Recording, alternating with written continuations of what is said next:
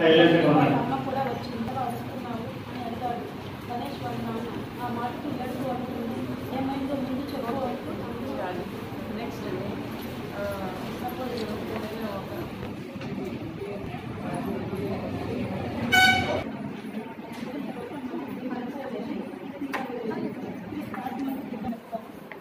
అయిపోయింది ఆమెకు మీరు విద్యార్థులు చేయి చెప్తాం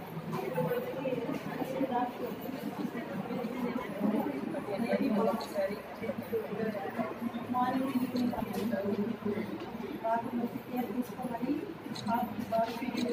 బయట పాలు వస్తే ఇవ్వకూడదు. మా తల్లి పాలు ఇవ్వమని ఓకే తల్లి సరే మనం దేనికి అప్లై చేయాలి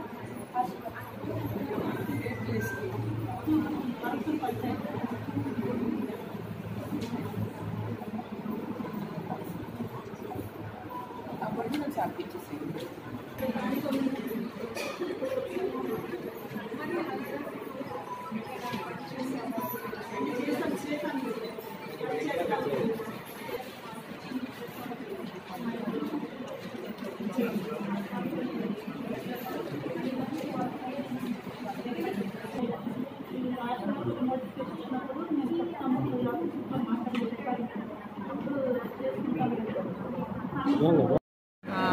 డిఎంఎన్హెచ్ఓ పరిధిలోని 69 వేకెన్సీస్ ఆశా పోస్టులని నింపడానికి మనం రిక్రూట్మెంట్ సర్టిఫికేట్ వెరిఫికేషన్ అనేది జరుగుతుంది.